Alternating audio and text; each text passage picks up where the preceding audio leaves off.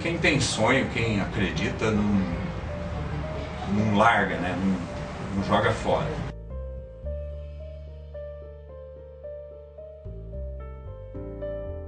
Foi um dia dos mais perigosos da minha vida, sabe?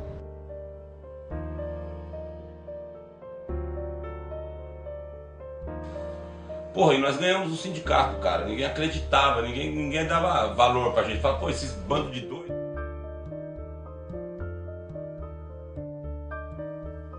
Na penúltima diretoria dele, entrou alguns funcionários da White Martins aqui, na Autonomista. E um deles chamava Haroldo. E ele rachou, né? Tanto que na última diretoria, a qual a gente derrotou nas eleições, o Haroldo fazia parte, ele que começou a oposição. Ele fazia parte da diretoria do Pelego, rachou, ele se reivindicou da CUT, do PT, entendeu? E como eu trabalhava na White Martins também, ele começou como é que chama? A trabalhar a militância, né? Mas a partir daí nós começamos a fazer panfletagem nas fábricas. Era eu, ele e mais ninguém, certo? E aí logo conseguimos o Gildo, né, que era um outro rapaz da White Martins, e passamos a 3. Fizemos algumas panfletagens e apareceu algumas pessoas da Plásticos Eldorado, a Margarida, né, e depois da Tintas RR, que foi o Zelão, e logo mais em seguida foi o Chita, que é o Luiz Carlos Gomes e tal. A partir daí deu um tchan, vamos dizer assim, na oposição. Porra, a gente já tinha 6 caras, velho. Você entendeu? Eduardo, Haroldo. Na verdade, quem começou foi o Haroldo. Porque o Haroldo foi diretor do sindicato. E ele rompeu, porque ele não concordava com aquela coisa de submissão. Eu era o presidente, então apareceu lá um rapaz que foi da diretoria do Sindicato Pelego, o Haroldo, e esse rapaz pediu apoio para montar a oposição. Era tudo. Nós, além de dar uma orientação política de como montar a oposição, porque nós tínhamos vivido um momento de oposição. Aí o Matusalém, que é o Matu, aí falou assim, olha, tem um embrião de uma oposição no Sindicato dos Químicos de Osasco. E tá difícil aqui, né? Que tal você tentar um emprego lá na categoria? Foi o que eu fiz.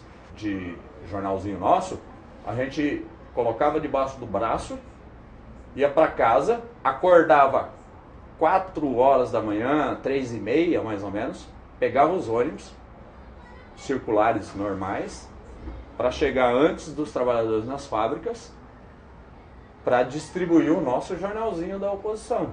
E aí fomos em vários sindicatos. O Sindicato dos Químicos do ABC, na época, sabia da nossa posição política, né?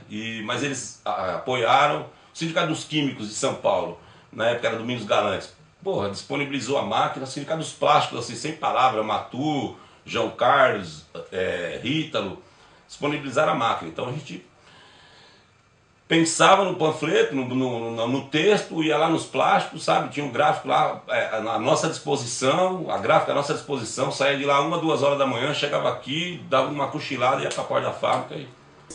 Era assim, era dentro da fábrica, o Afonso Kraus ia com o patrão, gerente, aquela coisa toda, fazia os caras assinar uma carta de renúncia da chapa, e aí de noite a gente tinha que ir na casa deles para eles assinarem uma carta de manutenção. E aí nós começamos, inclusive eu, outros colegas que fizemos esse trabalho, de ligar para as empresas, dizer que era um instituto de pesquisa, queria saber quantos sócios tinha cada fábrica. Aí fomos levantando o número de sócios, daí nós priorizamos essas fábricas, fomos fazendo panfletagem, conversa com os trabalhadores. E conseguimos montar uma chapa a muito custo. Por exemplo, nós montamos uma chapa, cara, com 24 pessoas. No dia da eleição, tinha 12 caras, o mínimo, do ponto de vista do estatuto, o número mínimo para concorrer. Todos os outros membros inscritos na chapa foram coagidos a desistir. E nós não tínhamos acesso à lista de sócios, nós não tínhamos acesso a praticamente nada. Conseguimos registrar a chapa de oposição com muito esforço. A partir daqueles que já militavam, a gente entregava um jornalzinho periódico da oposição. Nós começamos a visitar as fábricas químicas, plásticas, e daí fomos convidando trabalhadores para entrar na chapa. Nós convidávamos um dia, no outro dia a patronal pressionava para o cara sair da chapa. E esse sufoco foi até praticamente o período da eleição. No dia da eleição começou a chegar ônibus de gente de tudo quanto é lugar, um monte de marginal. Você via os caras aqui na praça, aqui tudo armado e tudo. E a gente com aquele grupinho, que o apoio era mínimo, sabe assim? O apoio era mínimo. Foi um marco do banditismo mesmo, né? Que os pelegos resolveram falar, não, nós vamos defender os sindicatos com armas mesmo, né? O Eduardo falou, ganhamos, e aí nós vibramos, mais um para a CUT. E aí foi uma festa aqui, né? Um companheiro nosso aí, o Chico Gordo, começou a gritar, entendeu? Ele já levou uma torrãozada na cabeça, entendeu? E aí começou a chover pedra. Nesse enfrentamento, a gente não pode esquecer do mestre Índio. Ele trouxe os amigos da academia e quando começou de fato aquele enfrentamento e tal, ele posicionou os capoeiras para proteger o nosso coletivo. Aí eles recuaram e foi o tempo suficiente para o nosso pessoal já se preparar. Nós tivemos que correr. Mas daí lembramos que os companheiros estavam lá dentro, mas desses 100 só sobrou uns 30. E os outros até hoje não sei onde foi parar. E foi uma guerra mesmo, porque a hora que começou o tiroteio, aí vira carro daqui, vira dali. Foi um negócio feio mesmo. Aí espalha, né? E o pessoal voltou com raiva, né? Já chegaram quebrando os vidros dos carros dos caras, viraram um carro de roda para cima, né? Queriam tocar fogo. Foi um dia dos mais perigosos da minha vida, sabe? E tinha um cara da DRT aqui dentro, ele quis rasgar a ata, sabe? E o Rítaro dos Plásticos, na época, tomou praticamente a ata da mão dele, falou, não, assina aí, não tem, tá acontecendo lá fora, aqui ocorreu tudo, você presenciou, a Chapa 2 ganhou, assina e assinou, vixe, cara, aí, catamos aquela ata lá, não tinha ninguém que tirasse da gente, entendeu? Inclusive, posso estar enganado, mas eu acho que a gente ganhou por 33 votos de diferença. Mas eles foram pegos de surpresa, nós fiscalizamos bem esse processo, tínhamos uma vitória apertada, mas uma vitória importante, né? O Sindicato dos Químicos de Osasco é um entre muitos sindicatos cuja direção foi conquistada por oposições sindicais combativas. Está reagindo de um jeito forte à ditadura, além de toda a reação, toda a luta que teve do pessoal de esquerda no final, com o AI-5, no começo dos anos 70, final dos anos 60, etc. E esse é um momento em que o operariado entra em cena de uma forma massiva.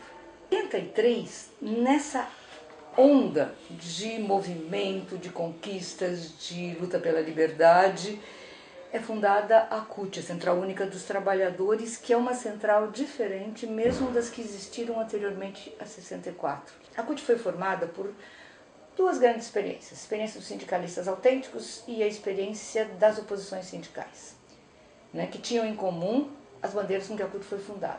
Tinham algumas diferenças. As direções sindicais chamadas autênticas, elas nascem dentro dos próprios sindicatos. Nascem, de certa forma, acostumadas com a estrutura sindical, querendo a combatividade, querendo a luta. E as oposições sindicais vêm por fora. Porra, e nós ganhamos o sindicato, cara. Ninguém acreditava, ninguém dava valor pra gente. Falava, pô, esses bandos de doido. Eu tava com 20 anos, né? Na época, foi o dirigente sindical mais novo do Brasil, né? Eu não media as consequências Eu não sabia nem da responsabilidade do que era ser diretor de sindicato. Eu estava preocupado em fazer a revolução. Para que o sindicato, de fato, fizesse a função legal, aquela coisa de... né?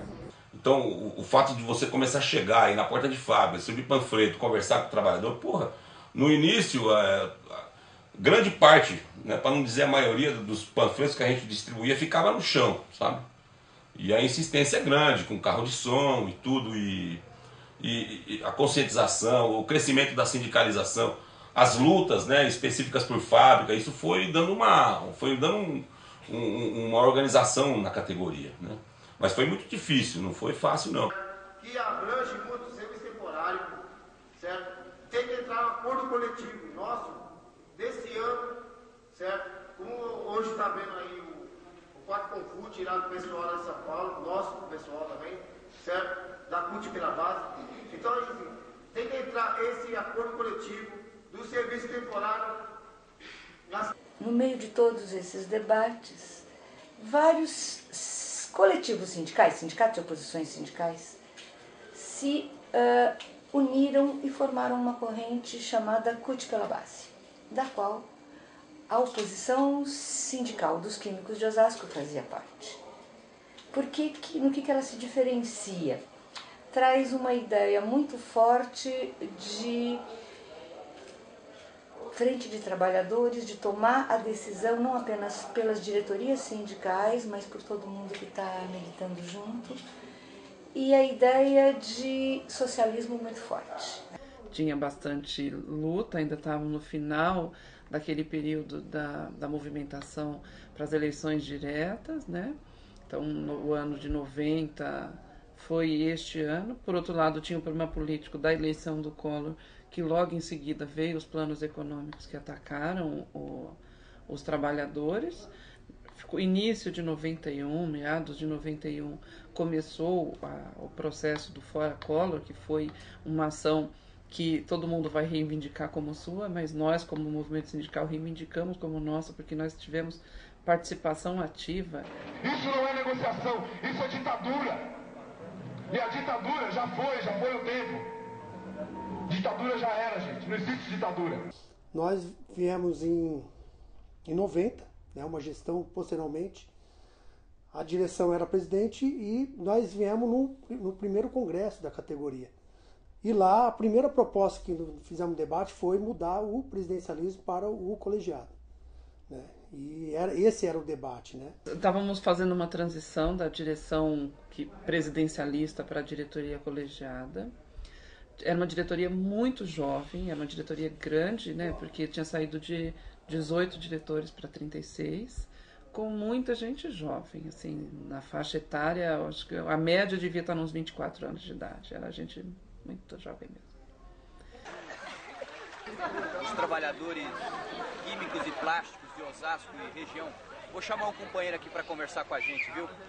Ô companheiro, faz favor. Chega aí, vem cá.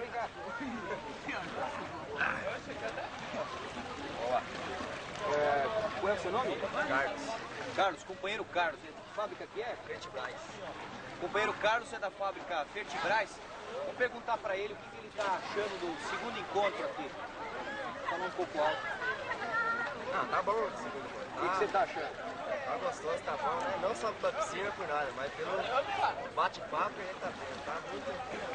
Eu lembro que eu fui afastado para ficar na direção, para vir para o sindicato, e nesse tempo a gente já tinha uma briga acirrada com o Eldorado. A partir da hora que se elegeu a diretoria colegiada, se tinha uma briga antiga com o Eldorado, que era da regulamentação da jornada de trabalho, que a gente brigava para baixar, diminuir a jornada. Essa assembleia que nós fizemos, nós conseguimos colocar aproximadamente os 80% da empresa. Que aí, no dia da assembleia, a gente levaram o pessoal para o refeitório, nós fomos para lá. E a minha estranheza foi de saber que, primeiro, o fato deles aceitar a gente entrar, entrou uma comissão do sindicato junto, foi um advogado junto. Estava tudo muito, muito perfeito. A nossa proposta, a empresa não vai aceitar a gente colocar ela. Disse que não vai colocar na cédula a nossa proposta. Mas nós vamos defender a nossa proposta até o fim. E aí o pessoal aplaudiu, tá, vamos colocar a nossa proposta. E mesmo que a empresa não aceite, o que vai vencer é a proposta que tiver, que a maioria dos trabalhadores aceitaram. E a gente orientou nesse período, os trabalhadores, nós vamos escrever, quem souber escreve, redução de jornada, proposta 3. Para nossa surpresa, quando abriram o envelope da cédula, estava escrito no rodapé da cédula: qualquer rasura no voto invalida, ou seja, o voto não vale. Quando nós vimos aquilo lá, aquilo virou uma bomba. Falei, não vai ter, não tem.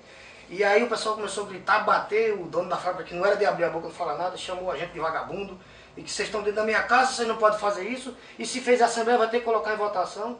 Então dali, com aquele calor daquela assembleia, a gente já saiu lá declarando a greve. Para nossa surpresa, até o pessoal da direção da empresa, que trabalhava no escritório, que entrava às 7 horas, quando chegou a empresa, tudo parado, então ficou, na verdade já não mais o piquete dos dirigentes do sindicato. Já era aquele corredor todo fechado ali. Em 1996, teve um encontro de base unificado, que selou, né, que marcou essa atuação conjunta intitulada Esquerda Química. Então, a partir daí, nas campanhas salariais, as direções desses sindicatos organizavam diversas atividades conjuntas, assembleias, greves, paralisações, diversas ações aí, priorizando o processo de mobilização dos trabalhadores da categoria. Então, essa união destes sindicatos, desse grupo de sindicatos, essa unidade, essa ação conjunta, marcou um período, né, que ficou conhecido como aí a esquerda química. O que é importante também ressaltar é que essa ação conjunta, ela preparou o terreno para o processo, depois o processo posterior de unificação desses sindicatos. E de 96 para frente, nós tivemos uma época de resistência, que foi o quê? Resistir para não retirarem os nossos direitos, né? Então a gente passou a não ter mais tanto aumento real, a gente, né, não perdeu, mas também não tinha mais aqueles avanços. A nossa convenção coletiva, o patamar dela está ali naqueles anos, de lá para cá a gente melhorou muito pouco. Quantos aqui no manifesto da categoria? E quantas? 2, 3. E todas têm filho, né? Grande parte da família é casada. Se a gente perguntar. Em 97, a gente já aprovou a cota de 30% no nosso Congresso, porque a gente acha que isso não é a solução, mas que já é um avanço na medida que o mundo sindical ele é muito masculino. Então, esse já é um avanço para que a gente consiga aumentar o número de participação das mulheres na direção do sindicato. Uma dificuldade, porque e sempre foi um espaço masculino de ação, um jeito de falar, um jeito de organizar as coisas, os horários, é madrugada, é de noite, é final de semana. Então, o sindicato sempre foi um espaço masculino de ação. Então isso já dificultava para a gente. Por quê? Porque a gente vinha para cá e mulher sempre tem que cuidar da casa, tem essa coisa social que é a mulher que cuida da casa, dos filhos. Então a gente teve bastante dificuldade. A gente avançou muito, mas eu diria que no que diz respeito à emancipação das mulheres, ela não aconteceu por completo, né?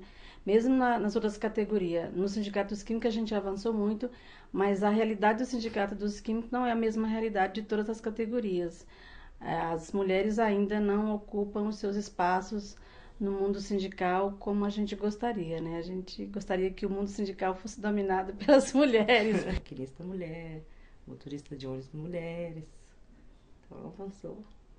Vamos ganhar ainda, né? À medida que vai aumentando o número de mulheres na direção, vai atraindo mais, porque as pessoas ficam mais assim animadas, falam, olha, é possível, dá para participar. A gente não quer nem ouvir falar nessa discussão, mas estão implantando a nova reorganização do trabalho que está modificando o planejamento produtivo, estabelecendo metas e tudo mais. Isso, inclusive, foi revelado numa reunião que a gente teve lá em Osasco, onde o trabalhador trouxe essa informação. Sorocaba, São José dos Campos, Campinas, Vinhedo e Osasco, os 5 sindicatos do interior.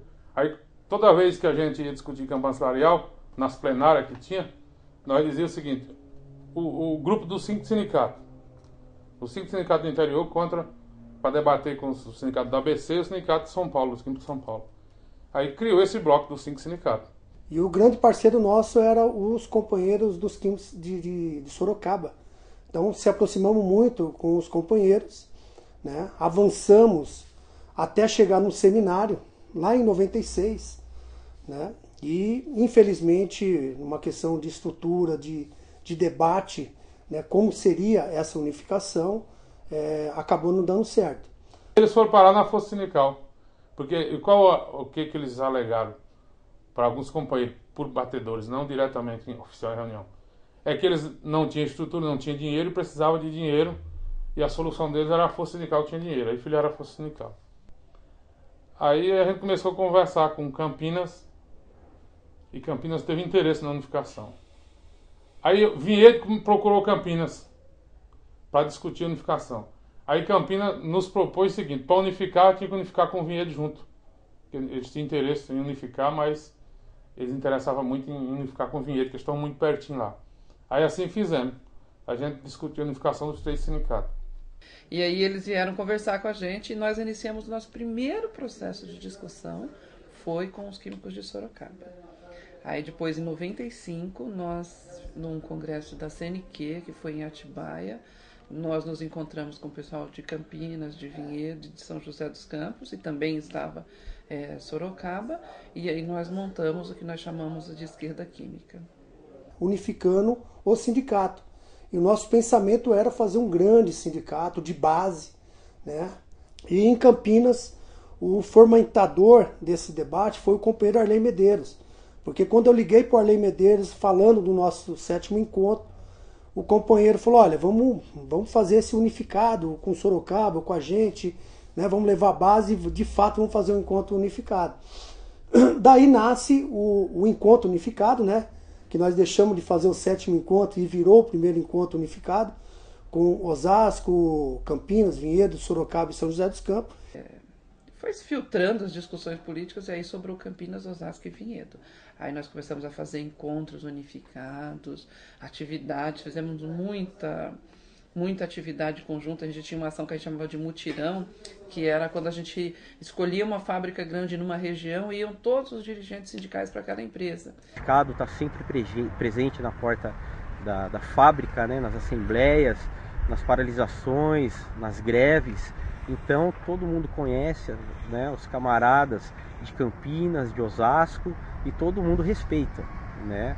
Então hoje falar de Vinhedo é falar de Campinas e de Osasco. Então a unificação para Vinhedo foi essencial, tanto para a existência política, como também, né, no suporte financeiro e nas questões também de apoio, né, às outras entidades sindicais, aos movimentos sociais. O processo da unificação em Campinas, ele foi gerado, foi motivado, haja visto aí os grandes debates que existiam aí sobre a crise, os grandes ataques aí dos empresários sobre o sindicato. Então começou a se discutir para poder chegar à unificação, para que pudesse ficar mais fortalecido e a gente pudesse combater esses ataques que a gente estava sofrendo. Vamos chamar então o companheiro Givanildo, que vai falar pelo Sindicato dos Químicos de Osasco. A gente agradece o apoio aqui dos companheiros, a gente vai agradecer também nós dos Químicos de Osasco, queremos agradecer a presença dos companheiros aqui, dos trabalhadores da área de CPM. É uma satisfação, nós aqui de Osasco, o pessoal da organização, os químicos que estão fazendo trabalho aqui junto com o companheiro Marquinhos. Evidentemente já havia uma discussão já dentro da direção do sindicato de questionar a atuação da CUT, já por conta da eleição do governo Lula. A primeira eleição do governo Lula em 2002, que ele assume em 2003, começa a marcar uma virada na CUT, em termos das lutas, das reivindicações, porque essa central que tinha um passado de luta, de mobilização da classe trabalhadora, com o passar dos anos começou a abandonar essas lutas. A discussão estratégica para nós, que é a construção do socialismo, a CUT abandonou, principalmente nos anos 90, E o processo de detonação ou de esgotamento da CUT ocorreu a partir da eleição do governo Lula. A partir de 2002, porque até 2002 nós tínhamos uma coisa que nos unificava. Na verdade, duas. O desejo, nós éramos a grande maioria petista, então o desejo de ver o PT chegar no governo e combater os outros governos. Combater o Fernando Henrique, o Itamar, na época do Itamar.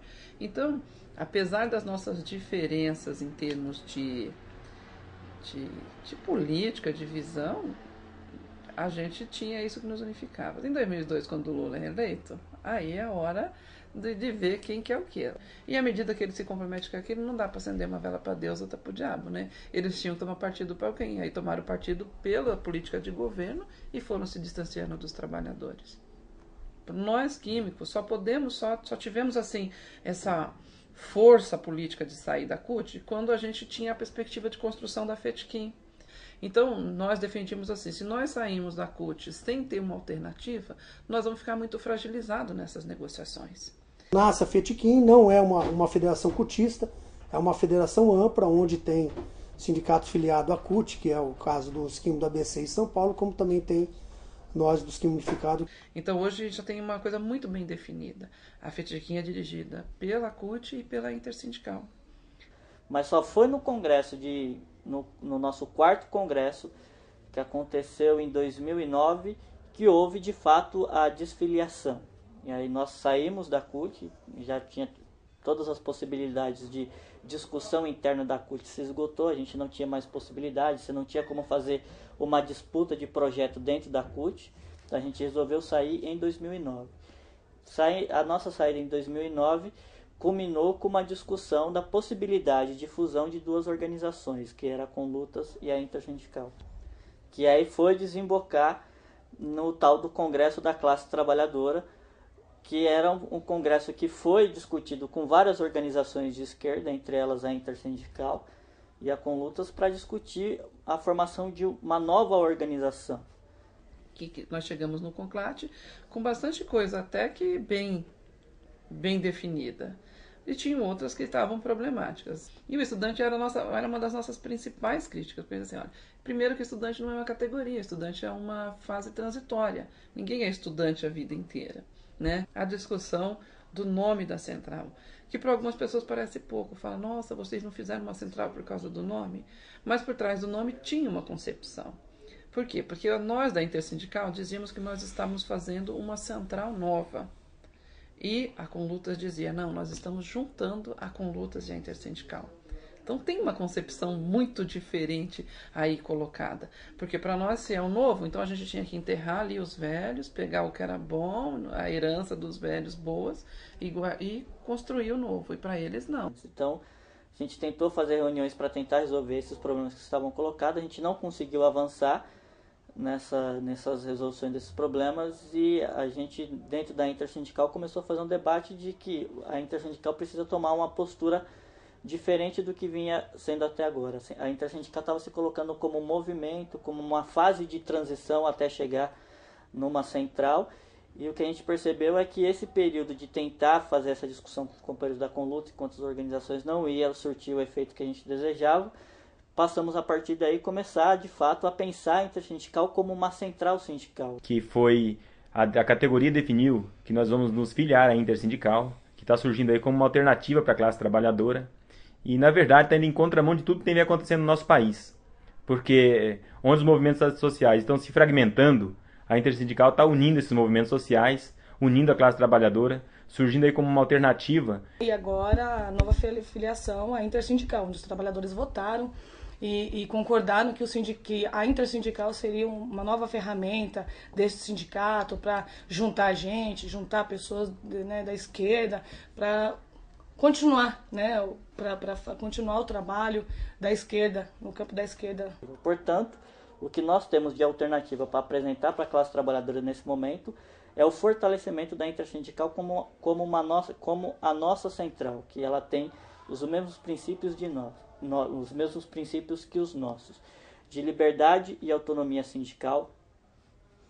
Ela não pode estar atrelada a partidos, não pode estar atrelada a governos. tem que ter completa independência e autonomia em relação aos partidos e aos governos, e que tem que ter um corte muito claro. A nossa perspectiva nessa sociedade é uma perspectiva de transformação desta realidade, a construção do socialismo.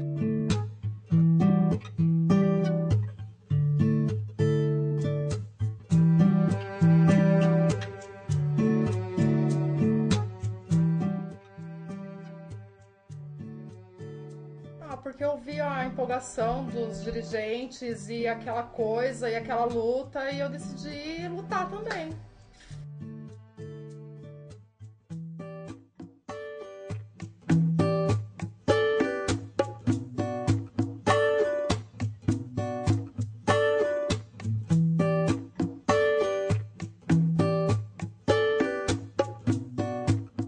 A importância que tem do sindicato na vida dos trabalhadores, eles não sairiam daqui, eles ficariam constantemente dentro do sindicato.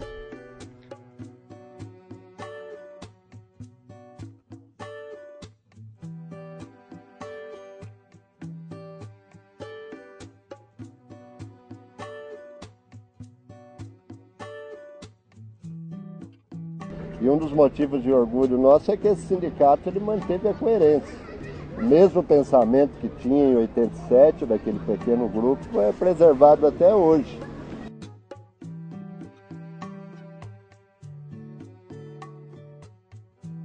É que a gente consiga manter o nosso papel e o nosso compromisso que a gente tem com os trabalhadores. O sindicato ele tem um papel e ele é um instrumento de luta da classe trabalhadora. O sindicato ele não pode perder este referencial.